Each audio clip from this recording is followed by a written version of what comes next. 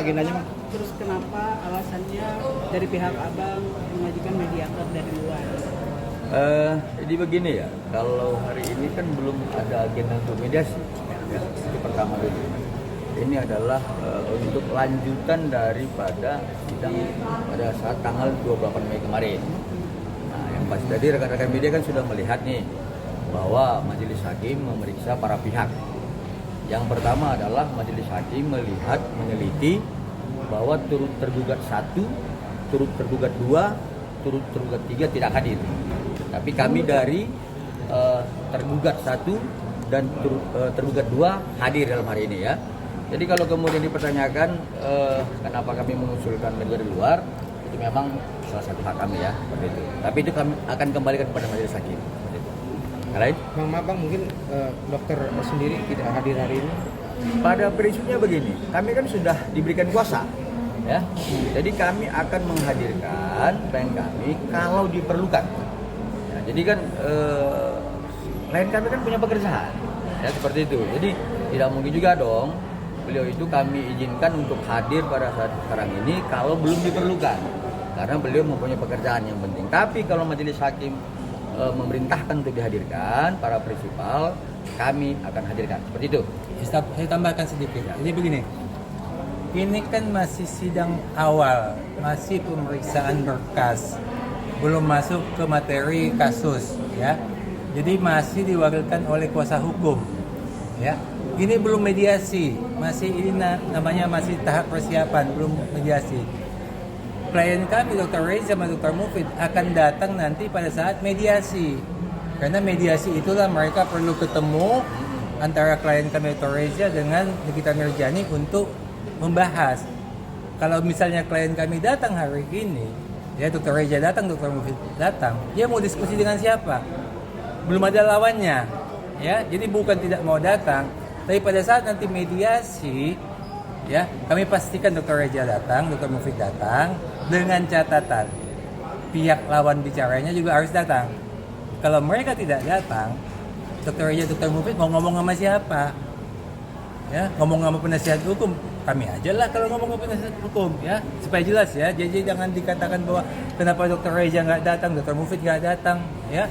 Itu hanya karena ini masih awal, masih pemeriksaan berkas, dokumen sudah cukup, pihaknya datang apa tidak, jaksa agung datang apa tidak, kapolri datang apa tidak, masih tahap itu, ya, belum membicarakan materi daripada gugatan. Jadi setelah ini diserahkan kepada mediator, ya, nanti di mediator ini mulai bicara masalah kasus ini seperti apa sih. Di situ nanti Dr. Reza, Dr. Mufid akan datang dengan catatan pihak lawannya bicara juga harus datang, ya. Oke Bang, supaya jelas ya. Bang, ini kan ada 3 tergugat ya Bang. Salah satunya juga ada Kapolri, Turut tergugat Kapolri dan Kejaksaan. Apakah mereka juga harus hadir untuk mediasi, Bang? Itu kan bukan kewenangan kami menjawabnya gitu. Jadi pada prinsipnya persidangan ini kita sudah lalui secara mekanisme hukum ya. Tetapi kalau misalkan majelis hakim menilai itu dengan hal yang lain, ya kita serahkan kepada majelis hakim seperti itu ya. Terus yang lain? Ada Bang soal gugatan yang 100 miliar kan tetap dilayangkan dan itu dinilai kecil kata Bang, nominal itu dari pihak sana. Dinilai apa? Kecil. Oh kecil. Begini masalah 100 M ini ya. Kemarin kan saya tegaskan bahwa ini kasus sudah P21. P21 itu artinya penahanan terhadap Nikita itu sudah sah sesuai dengan hukum. Jadi istilahnya ya tidak ada lagi dampaknya kepada perdata ini. Kalau memang hukumnya dianggap salah, ya kalau hukumnya dianggap salah, nanti kita audiensi kepada Presiden dan DPR ini supaya hukumnya diubah. Supaya nanti ada keluar pernyataan daripada undang-undang yang baru bahwa pelaku pemerasan, pelaku TPPU jangan ditahan. Nah, kalau itu berhasil keluar undang-undang yang barunya, ya bolehlah kami dituntut 100M. Ya. Tapi kalau undang-undangnya masih seperti undang-undang saat ini, pemerasan pelaku TPPU harus ditahan, ya, ya sudah, kita ikut undang-undang aja. Jadi undang-undangnya lah yang disalahkan, jangan kami yang disalahkan atau pelapor Dr. Reja disalahkan, ya. Bapak benar bang, dokter. Kalau yang 100M itu bilang kecil, memang untuk menentukan berapa nilai kerugian itu mesti ada hitungannya. Bukan seenaknya. Bisa aja diminta 1T, silakan aja dia gugatan minta 1T pun bukan 100M 1T. Boleh-boleh aja, nggak ada yang bisa melarang itu. Tapi apakah itu ada landasannya? Itu yang jadi kita bahas nanti dalam persidangan. Itu dianggap nggak ada landasannya nih Bang. Nggak ada landasannya itu. Dokter Reja apa benar dipanggil ke Polda sekarang Bang terkait ada laporan baru ya Bang tadi salah tadi bilang? Sampai sekarang kami belum mendapatkan informasi ya dari pihak Polda Metro Jaya ya. Tapi kalau nanti ada panggilan ya pasti rekan-rekan media tahu lah ya. Kami akan kabarkan seperti itu. Oke, Bang, berarti poinnya hari ini ditunda karena belum tercapai mediasi karena belum datang para yang harus dimediasi. Bukan. Nggak ada penundaan. Ini bukan penundaan karena pihak tergugat tidak hadir, tapi memang sudah jadwalnya mediasi.